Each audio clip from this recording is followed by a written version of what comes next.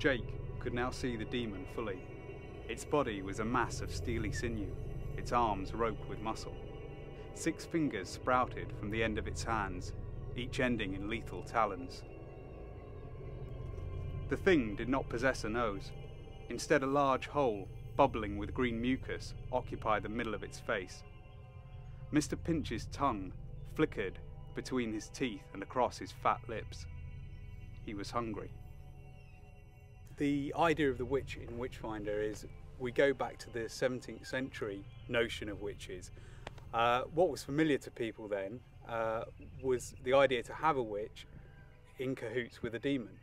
The idea was that a witch couldn't work her spells or his spells unless they summoned a demon from hell to aid that kind of black magic.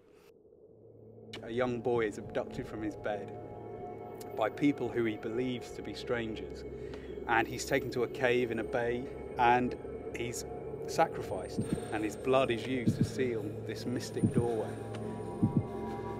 And 25 years later, the door needs to be sealed again, so another sacrifice is needed, unless our hero Jake can stop it.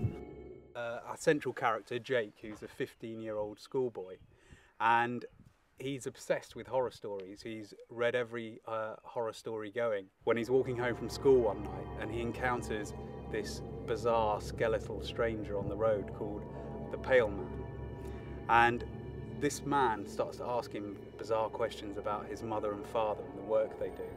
And later that very night, Jake's mother is murdered.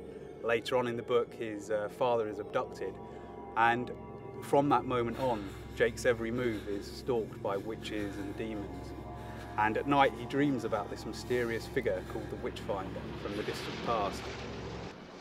Through his investigations in Hobarron's Hollow, he discovers his mother and father's connections to witches and demons, and finds out about the Demontide, this apocalyptic disaster which will threaten the whole of humanity unless Jake can stop it.